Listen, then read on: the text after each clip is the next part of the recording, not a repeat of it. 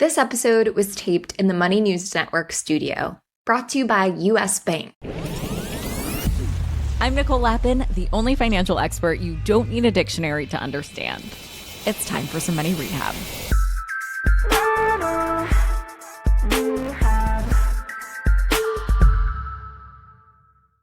Heather freaking Dubrow is back on Money Rehab, and honestly, I could not be more excited because Heather is the real deal. She's built wealth, made mistakes, learned the hard way, and you know what? She is not afraid to talk about any of it. Last time she came on the show, we talked about the finances of the Real Housewives and money dysmorphia. Today, we dive into her most recent real estate, quote, fail, a $16.5 million sale that somehow still ended up in a multi-million-dollar loss, and what she learned from it. And while the price points that Heather talks about for sure are super duper ultra luxury, the takeaways apply no matter what price point you're playing with. We also dive into how she and her husband Terry divide financial roles, how they rebuilt trust after being scammed out of $2 million. And because Heather is the most hilarious, I also get her hot takes on viral money stories that had us both cracking up, peeing in our pants, laughing in the studio. Here's Heather. Heather Dubrow, yes. Welcome back to Money Rehab. Hi. I'm so happy to have you. I'm so happy to be here with you in person. I know. I was 412 months pregnant when we were on Zoom, and I met you over Zoom. And at that point in my pregnancy, I was really close to 9 months pregnant. I didn't want to talk to any humans, but I just loved you so much. Like, I was like, we should be real friends in real life, if that's okay. I know it's so hard to make adult friends.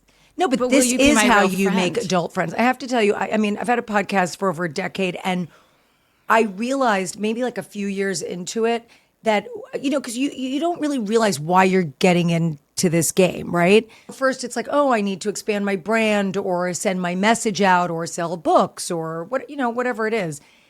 And what I realized was I am actually picking up humans that I adore.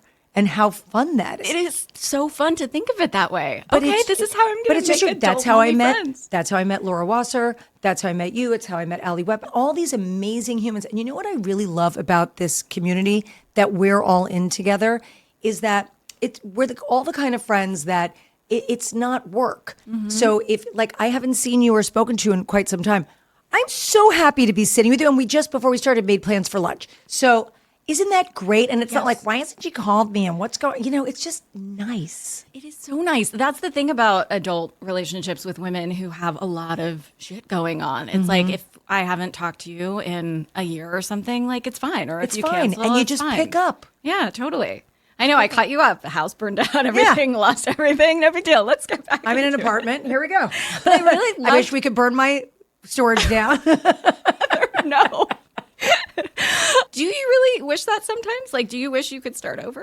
I mean, I feel like we have started over. So the kind of household I grew up in, we moved once. So we really had a family home forever. And we moved when I was young. So I grew up in like one house. My family, Terry and I, we didn't plan this, but we moved every 3 years. Literally every 3 years. The only reason we stayed in Chateau Dubrow, as people know it, for 6 years was because of the pandemic. This is the $16 million house? Because I want to get into it. No, that was the $55 million. Oh, okay. So I'm so sorry. So let's go back to the starter $16 million house, because you've talked a lot about real estate. You've talked about a lot of wins that you guys have had moving around all over the place, flipping houses, doing zhuzhing. So you said that your biggest real estate fail, which does not sound like a fail to most people, was the $16.1 million property that you bought in Beverly Hills, sold it for $16.5. Sounds like you made $400,000. Right. But Terry, your husband, says that you guys lost $5 million. Yes. Explain. Just do that man math. When it came to this particular build, we had a problem with our contractor. I know this seems obvious, but like if you're well known, sometimes the prices go up. If you live in a certain zip code, the prices go up. And I know all that, but I've built so many houses. I know what things cost. And I don't even mind, I mean, I do mind, but I don't mind paying a premium for great builders and subs and whatnot. But it was gouging. And we had a very clear budget.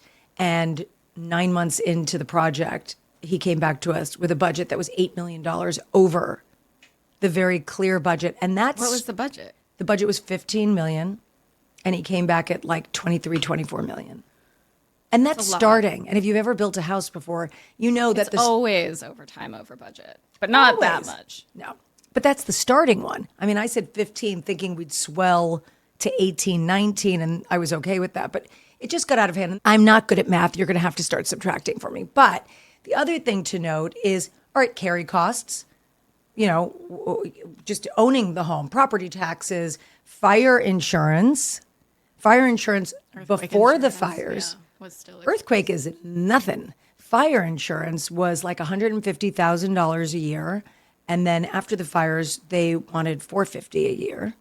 And then there was the money we put into the house. So going into the city, plans, architects, structural engineers, all the people. So all of that in amassed to about $5.5 million. And we were now so far out of our time schedule. So I have 3 kids in college. We just put the third one. She's a freshman this year. And so my 4th child is a freshman in high school. And I was like, by the time we're done with this house, he's graduating. And now it's you and me in this huge place, in this huge land and all the things and the maintenance and whatever. And I went, I am tired just thinking about it. I'm done. I don't want to spend the next 3 years on a construction site. So you didn't finish the renovations. No. You sold it. I lipsticked it and we sold it. Which means just like a zhuzh. A zhuzh. So it looks Presentable. done. Presentable. Yes. I'm sure it looked way more than presentable. It And was fine. do you regret selling it? No. Why? I think that, you know, there have been a few times in our lives that we didn't listen to the universe. And one particular time with real estate where we had bought a house and the seller had seller's remorse and they really didn't want to sell it. And they were like, I think they were even willing to give us a couple $100,000 to walk away from it. But we had little kids and I think I was pregnant with my 3rd. It was just one of those, but we need a house. And there were no houses. And so we took the house and then it was 08, 09 and the real estate market crashed and we couldn't give the house away. And we were totally upside down on it. But the universe was trying to tell us to walk away and we didn't listen. If somebody's listening and they're like, this is a crazy price point, this is way out of anything that I would buy or consider, but there's a lesson here if you're going to do renovations, right? Yes. Always get a budget before you start. It sounds pretty obvious, but what did you learn from that experience? So it's a little bit of a longer story. So when we got the house, there was a wildlife ordinance going on in LA. So we want to get ahead of it or else we wouldn't have been able to build a guest house and certain other things. So I hired a team really quickly just to get through the city. So we got grandfathered in. So I was able to do that, which was really good for the property. So I did that and then realized the team I had hired wasn't capable of building the house that I wanted to build. So we had a clear budget, but it became very obvious that that wasn't the right team. So we made a switch quickly, but the new team dragged their heels on the budget. And I really thought we were all very clear. But yes, I would say any kind of renovation, you need a very clear budget from day one. And you have to make sure they stick with the budget. You have to participate. And it's all the hidden costs, too, that really add up.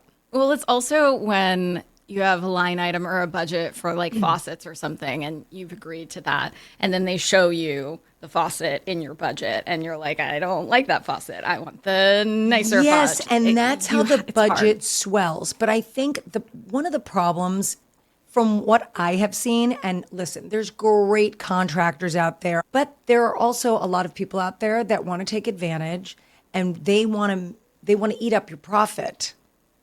So unless you know this is a home you're going to be living in for 30 years, you got to be careful what you spend. So on your podcast that you've had for 100 years now, between us, you and Terry talk a lot about your investments and real estate investments. You alluded to the idea that you sold to 2 criminals. That was a different house. Okay, I need like a whiteboard for all Yeah, of I your know. houses. We've done a lot of I'm telling you, we move every 3 years. And so that particular house, we had a house in Bel Air and I had the twins there. And we had bought a second home in Balboa Island because Terry was working in Orange County. So I was like, all right, let's get this cute little beach house. This will be fun. We could spend a few days here, a few days there, so you don't have to commute every day, whatever. And then the market went crazy. It was booming. So I made up a number, put it on the market, and it sold full price in 10 days. So these guys bought that, and the real estate agent was so funny, and Gary, and he was like, they're not doing what they're supposed to be doing. They're not performing. They're supposed to send this. They're supposed to send that. And I'm like, it'll be fine. Don't worry about it. He's like, I don't think you should pack. I don't think it's, and then they paid the money. We moved out. They had a party right after we moved out. Apparently they decorated the whole thing in Versace, and they had a party for Bill Clinton there. And then it turned out they were criminals and they went to jail. Do we know who they are? No. Isn't that crazy? But if somebody is thinking about, you kind of fell into, it sounds like luxury flipping. Yes. But if somebody is thinking about doing that and they're out shopping for a house, is there something that you would tell them to keep in mind that could be updated, or like a kitchen always adds a lot of value or something like that, or any house could be updated? Well, first of all, I'll tell you this. I think there are so many flipping television shows, and I think so many people have tried to be flippers. There's really not a lot of deals out there anymore. And I hear this from my friends who are literally professional flippers that have TV shows that do this. There's very little out there. And so I don't think it's the best business to get into, to be honest. But when you look for a house for yourself, you need good bones and a good floor plan. Anything else can be changed. But my biggest tip would be, don't do anything that's so weird that will turn people off. Like, I remember once I was looking at houses, and I went into Shaq's home, and the bathroom was purple. The marble was purple. Okay, well, that makes sense. Like Lakers? Yes. Yeah. Because he's Shaq. Because why not? But like, you don't want a purple marble. Also, does he have a larger bath tub? Everything was big. Okay. But it was purple. So what I would say is, like, if you like color, that's great. Do things that make you happy in your home, but not in things that are hard to change. You know what I mean? When you're talking about flooring marble. And marble and hard surfaces like that, go in some sort of like neutral vibe. Even if it's interesting, that's fine, but nothing that's like purple or pink or yellow or bright blue. Do that with your wallpaper. Like, I mean, look how cute this is. This looks so good in here. You have a pop of color, you've got art. This is what you do. You've got a great wall with texture on it. But This was a garage. I know, it looks great. Thank and you. honestly, it looks terrific. It's just how you wear it, I guess. It totally is. But I mean, this would be great on a wall in a house, but you wouldn't want to do something green or, something that you can't change. I see. Because people walk in and they go, how much is it going to cost me to fix that? What's been more expensive or less expensive when you've tried to go in and fix something or change something for renovations? And I agree with you that not everybody should jump into this, and HGTV makes it look so easy and sexy. They do. But it's really oversaturated. It is oversaturated. But I have to say, I think something to know, I mean, like, everything's easy and hard depending on how aggressive you want to be with things. But what I will tell you is, I think there's so many less expensive alternatives that still look so good. I was in Home Depot recently, and their stone is beautiful. And I'll tell you, porcelain is so great. Porcelain's gotten expensive. If you get expensive porcelain, it's almost the same price as marble, but it doesn't stain, which is great. But it used to be that porcelain. I messed that up in one house, by the way. Really? Yeah, it had like a white marble. I thought it was so great until And it a stains. lemon or something went on it. Yeah, and it's Oh, well, it's any marble. It doesn't have to be white. It's any color. I have a dark brown in our apartment, and it's completely stained. So you want to do quartz or you want to do porcelain, and porcelain is gorgeous. But the cheaper porcelain with the veins that look like marble, it used to be they only had a couple of repeats. So you would put tile on the floor and you would very easily know it was cheap porcelain. But now they've gotten so good at it that you really can't tell. totally agree. They showed me this flooring. It looked the same. It's not. It's vinyl. It's great. I put it like in porcelain. I like porcelain wood. Have you seen porcelain that they make that looks like wood? I have not. Oh, it's great. I did it in my laundry room in my last house because it looks fantastic, but it's washable. So for bathrooms, important kids' rooms, so good. So you've had so many highs and lows with real estate, Yes. right? Like you got offered 130%. Then 2008 was a disaster. What do you learn from the highs and lows? How do you think about real estate investing moving forward? I think for us, we're done. You're done. Like you're living in an apartment now. Yes. And you're love it. done. Yes. That's well, it. I am. I'm trying to buy the apartment underneath us. So you're going to own the whole apartment building. I want to just have, because I would like to not have, I don't want a blade of grass again. Really? No. I don't want Coming from New York. Yes. When I lived in New York, I was always like, I want my own tree. Why does Central Park get all the trees? All I want is a tree. Okay, that's fair. I've lived with enough trees that someone else can have them now. Okay. I love being in a tall building. I love how safe I feel. I love having 10 people downstairs at all times to help. And so the people see, well, I'll tell you what I've learned. So the people that own the apartment underneath us, it needs to be completely gutted. It smells like cats. It's awful. And Not cats. Yes, it does.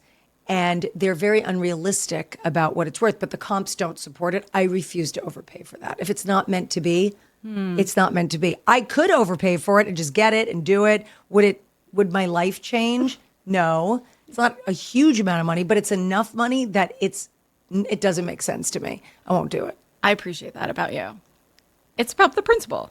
It is, and it's just not worth it. And again, listen to the universe. So, I mean, for me moving forward, I want to stay in this apartment.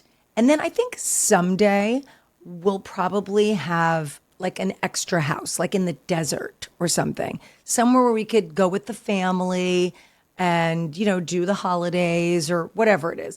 But for right now, I have 2 kids on the East Coast and 2 kids on the West Coast. 3 are in college, 1's in high school.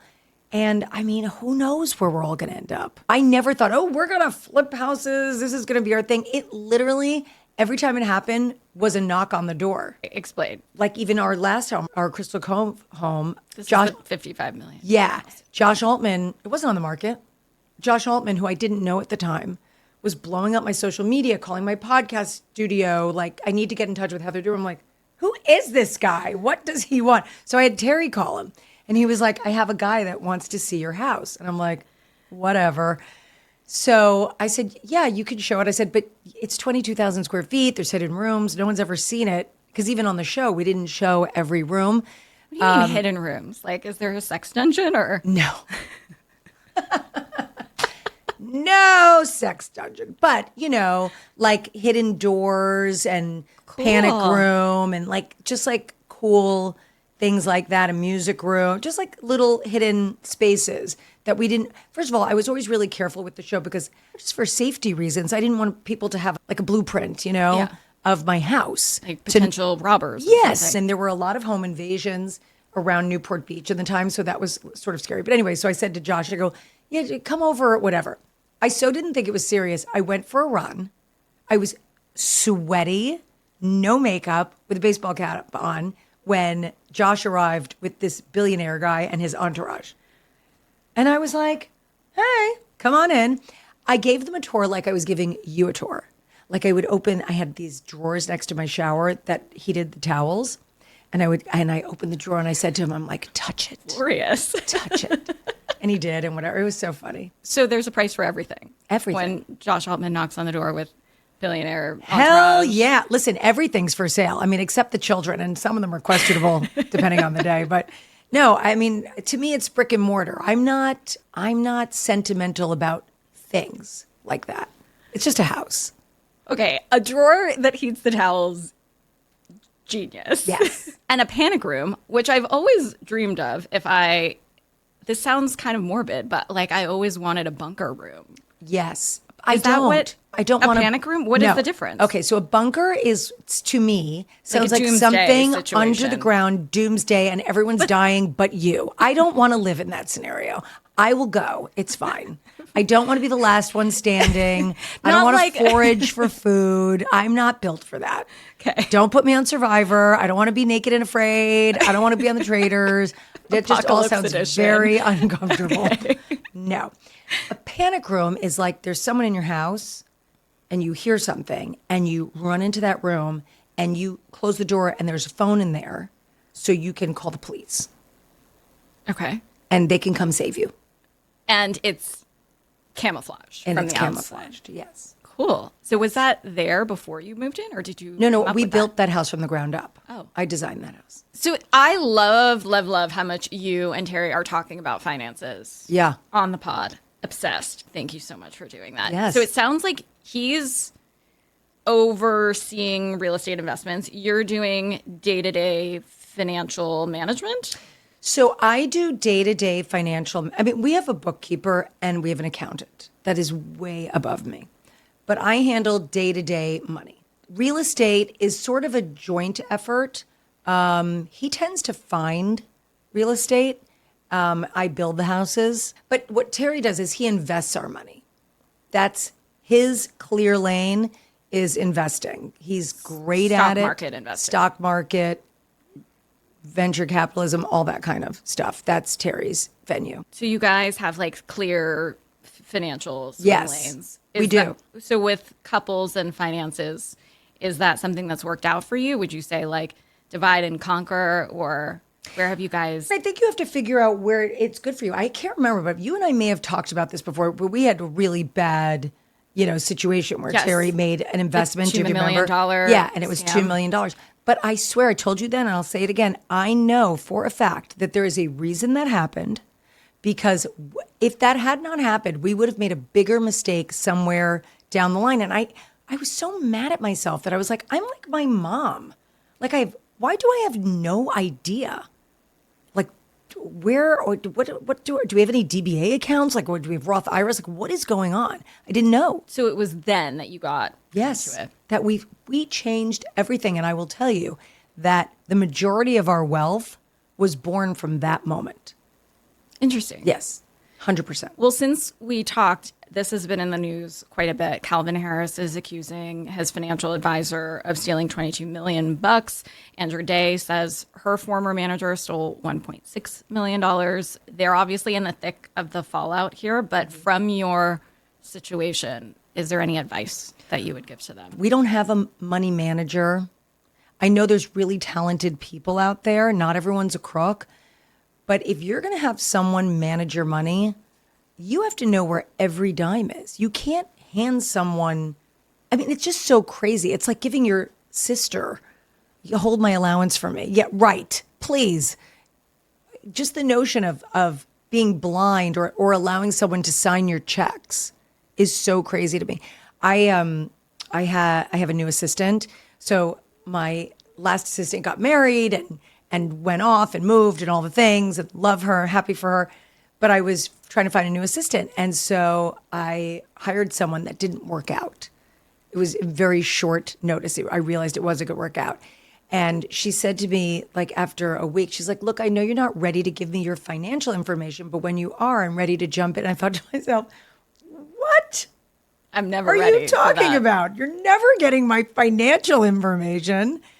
But I think what happened, and now I have a great assistant, by the way, she's fabulous. But I don't understand the naivety of people. Do you think you would have done that before the scam?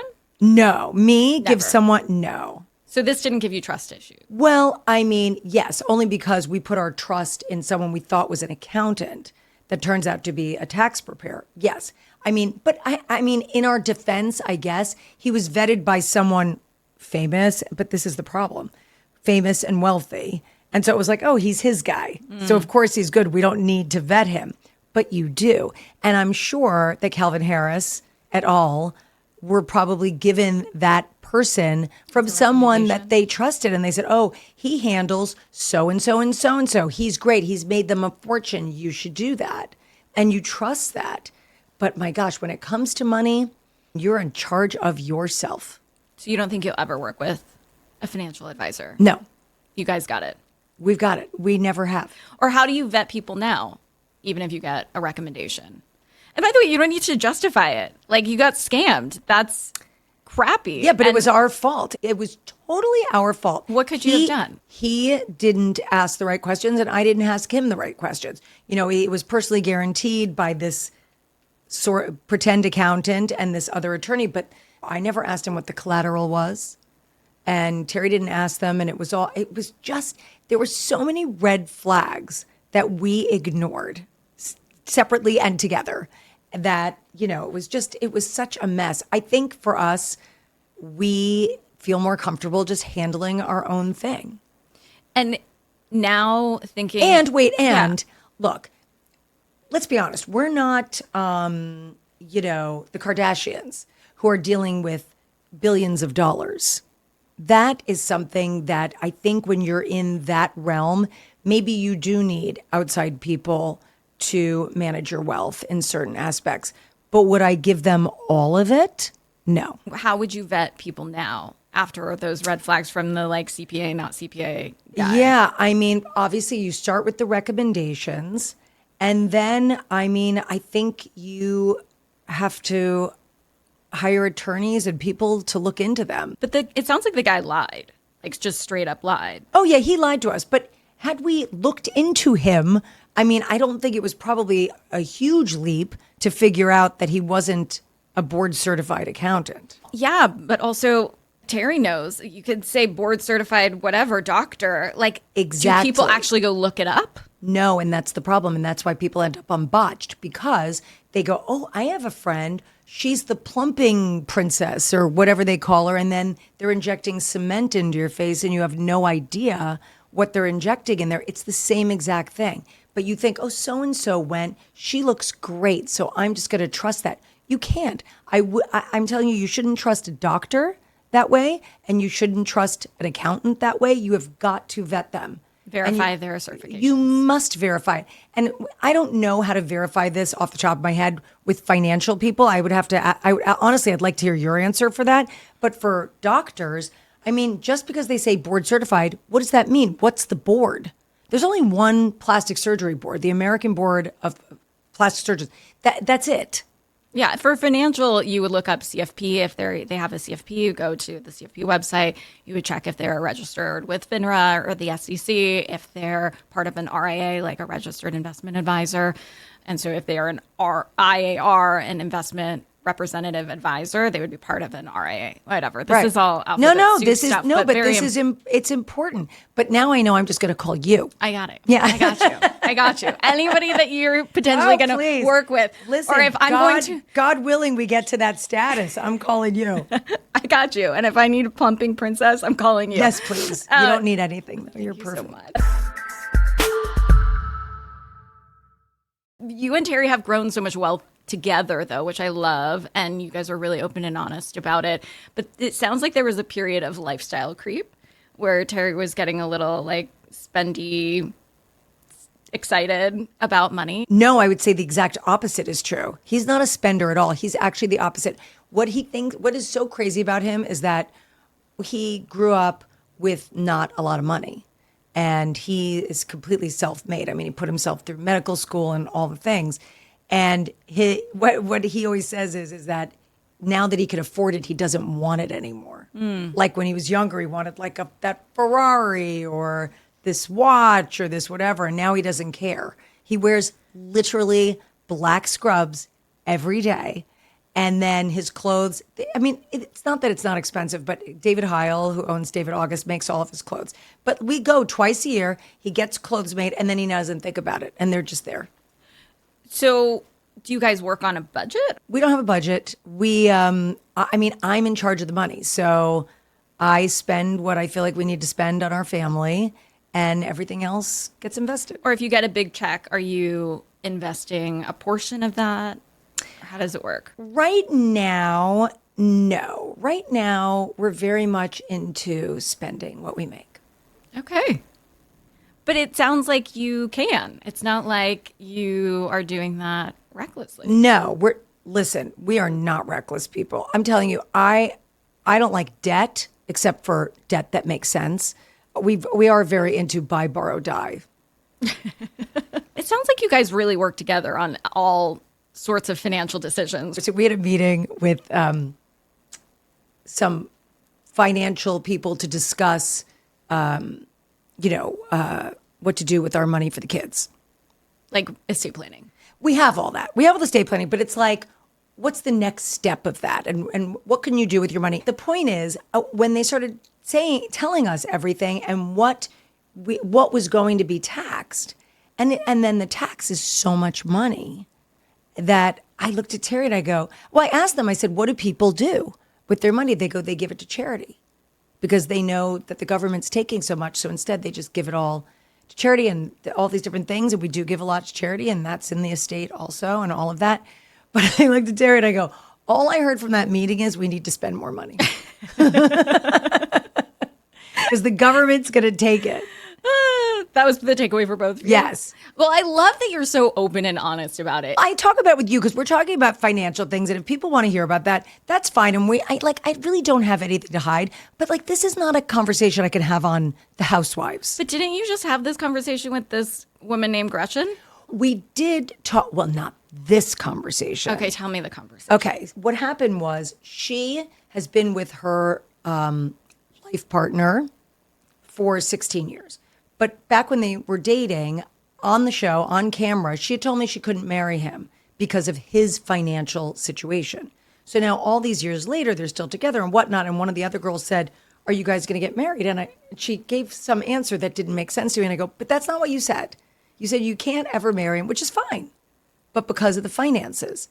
I think it's an important conversation to have because you've got to know what you're getting into financially before you make a contract, a marital contract with another person, because then that's your debt too. Right. And so then they got engaged, right? Or her Instagram bio says that they're married or they're married? I don't know. No, they're not married legally, I guess. But yes, they had gotten engaged right after she told me that she couldn't marry him. So that's why we were all like, oh, it's fake. Blah, blah, blah. But they're together a long time. Clearly, they have a great relationship. They love each other. No doubt about it. But I wish she would just kind of say, yeah, I can't marry him. I think a lot of women feel uncomfortable about finances, but you really stand up for that. And because you have to talk about it. And also, finance. Gretchen is very impressive. She owns her house. She is a breadwinner. She is very financially stable, and it's important to her. And I think it's something to celebrate. So if somebody's uncomfortable about talking finances with somebody they're about to marry, that's a red flag. That's a total red flag. I mean, did you guys talk about it? Yeah, duh. What do you mean? Did you ask him what his FICO score was? Interesting you bring that up because I have a game that I would love to play with you. Let's do it. And I'm ready. A credit score is in part of it. Okay, so we're calling it Dubrow Knows Dough. I'm going to give you some financial hot topics, and I would love your take. Okay. A bride and groom were called tacky for charging a dining fee to their wedding guests. They asked their friends and family to send money alongside their RSVP that would, quote, contribute toward the cost of their wedding buffet dinner reception at rates of $40, up to $40. Is this tacky or reasonable? It's so tacky. And, you know, it's funny. I had a gal that worked for us years ago, and she was from Turkey. And all of her friends were getting married at that time. And I've heard this from other people, like from Romania, like different countries, where all the girls were getting married and they would pay to go to each other's weddings. And it was a big deal because I remember one of them telling me there was a scandal because one of the girls who was getting married upcharged all the guests and they actually made money on the wedding. Yeah. Gross. Yeah. The thing is, I mean, I don't know. I just find that so bizarre. You know, if you could only do it comes down to what's the point of marriage? And what's the point of a wedding and a ceremony? You want to celebrate with your family and friends. You do what you can afford. And that's it. I don't even like a cash bar. If you can't afford, I mean, you know, $2 chocolate, there's really inexpensive ways. Heather, you're not drinking $2 chocolate. No, I'm not. But, well, you never know. Limo Champs is sitting there. That's all they got. But I'm just saying, like, there's a way to do it. Serve pictures of sangria or pictures of batched cocktails or something. I don't know. There's ways to do it. I just find that tacky. Okay. A man went viral recently after asking his date to refund him after a failed first date. They went on a date. He paid. He asked for a second date. She said no. And in response, he asked if she could Venmo him for the drinks. Whose side are you on here? I read that and I think it's insane. Let me tell this to all the single people out there. When you meet someone, you go on a date, that person might not be for you, but you never know who anyone knows or who you might run into in the future. And what if his best friend is your perfect match? And now you were made it douchey. weird. And yeah, whatever. It's so bad.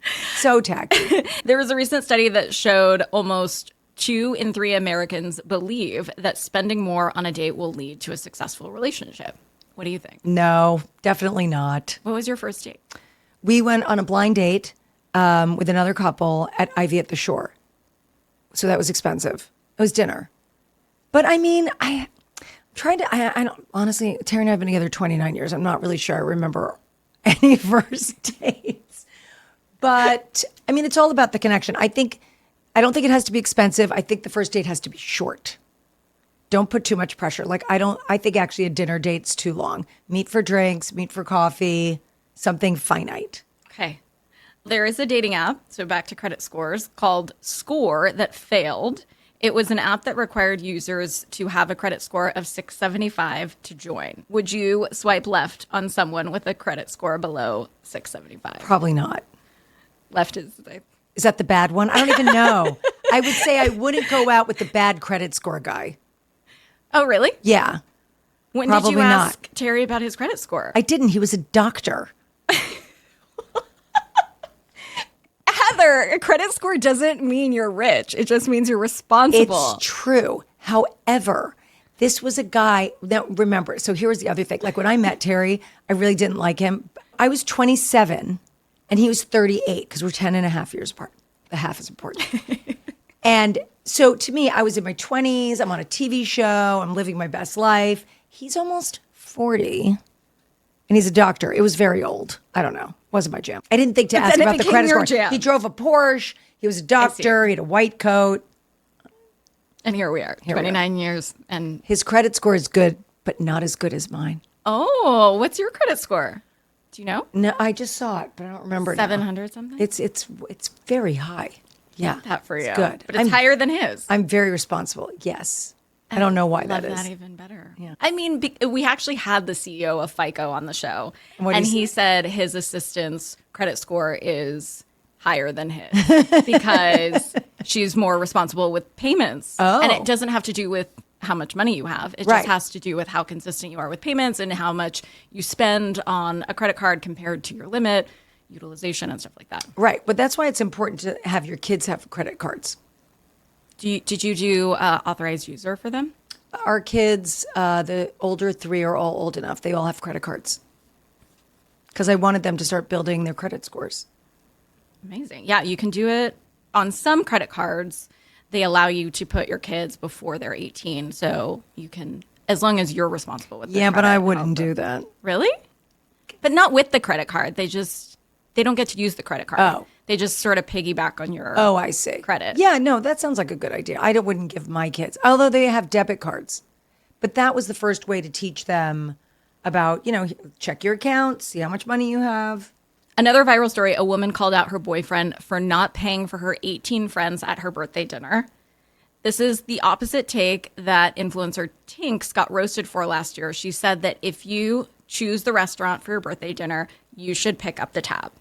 What is the etiquette for birthday dinner? You should pay for birthday That's a dinner. good question. I was always very uncomfortable having people pay for me. I just never liked that. So I always threw my own party. And always paid. And always paid. Always threw a dinner, had a party, and always paid. That's not to say people haven't taken me out from time to time, but I just feel like unless, I don't know, it's a milestone birthday and they say to you, we are handling this. I think the birthday person should pay. Terry would not agree with that. Would Terry have paid for all of your friends to go to dinner when you were dating? Of course. Because he was a doctor with a Porsche. Yeah. By the way, Terry always picks up the tab. Love that. There's a lot of people with alligator arms. No, I don't like the alligator arms. A woman in Michigan sued a man for $10,000 after he stood her up on a date, citing extreme emotional distress. Get it. Who should win the lawsuit? I love that. Why? Yes, someone should be held accountable. Hey, have you been on such a bad date that you would have sent a lawsuit? Do you remember? No. Okay. Listen, I went on the Love Connection. Do you remember the Love Connection? Yes. Chuck Woolery, be back into No way. Yes. So when I first moved out to LA, my sister and I were we were here, we went on the Love Connection. game shows. Like we were this trying was to before apps. Yeah, it was like what we did. So I went on the Love Connection because I was an actress. I just wanted to be on TV. Also that. Yeah. Win-win. I was like, wanted to be on you TV. were single. Yes, but it was really just to be on TV. So I go, are you telling me spoiler alert, the people on The Bachelor are not looking for love? No. I know it's upsetting. Tell me. Anyway, so I go on the Love Connection and they give me these 3 choices that were like, to the point where Chuck, when they show the 3 guys on the screen, he goes, who picked these guys for her? Anyway, I went on the date with the guy and he was very nice, but like such a no, hard no. But I felt so bad that at the end I was like, oh yeah, I'll go out with him again. But all the production girls knew that I was just being nice. So they brought him out and were like, and then afterwards I was gone. I would just show up. I just think it's mean to stand someone up. It's horrible. You don't know. She prepped, got her hair done, bought an outfit, was so excited, told her mom. Don't Did her stand lips, people. $10,000 probably at Terry's would be the bill. There you go. I don't know. So this is from an advice show that I used to co-host. We got a call from 3 sisters. One of them was broke and the other 2 kept having to pay for her on vacation and they were sick of it. So I said that the sisters should just suck it up and pay for it. And my co-host said that the 2 sisters should just go on vacation alone. Whose side are you on? It depends. It depends. What does the broke one do? If the 2 ones that have money, one's a doctor and one's an accountant, and the broke one is an artist and really just, isn't there yet, or is a social worker and doesn't make the same income that the other 2 make, and they want to all travel together, I think it's cool if they chip in and pay for their sister. If she's a loser and is sitting at home doing nothing and is a spendthrift and can't manage her money, then I think they should go without her. And maybe that will light a fire under her and get her going. I love it. Thank you so much for playing the first edition of Dubrow Knows Dough. We end our episodes by asking for a tip that listeners can take straight to the bank. I know you've given us so many, but is there one more? Last time you talked about investing in NVIDIA. Oh, yeah, that's still a good idea. Don't you think?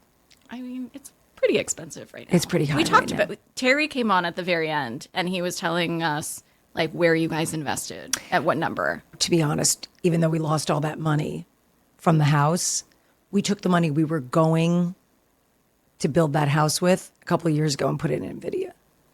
Oh, So we did okay. that's even better. Yeah. That's why it was like, it's like risk. That's why I'm not like crying about the money. It's, it's a lot of money, but it ended up being Yeah. okay. Well, over time, the stock market gets 10% and real estate in general gets 4.5%. But it's still good to be diversified. I mean, you can't, it's such an antiquated saying, but you can't have all your eggs in one basket. You just can't. You have to diversify. I think a little real estate and stocks and, some maybe like bonds. And Crypto? We have crypto. We do. We took a little chunk of money a couple of years ago and threw it in crypto and said, let's just not look at it for a few years. And so every once in a while we look at it, we go, okay.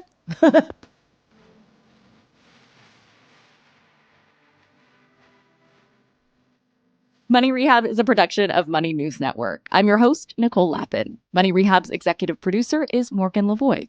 Our researcher is Emily Holmes. Do you need some money rehab? And let's be honest, we all do. So email us your money questions, moneyrehab@moneynewsnetwork.com, to potentially have your questions answered on the show or even have a one-on-one intervention with me. And follow us on Instagram @moneynews and TikTok @moneynewsnetwork for exclusive video content. And lastly, thank you. No, seriously, thank you. Thank you for listening and for investing in yourself, which is the most important investment you can make.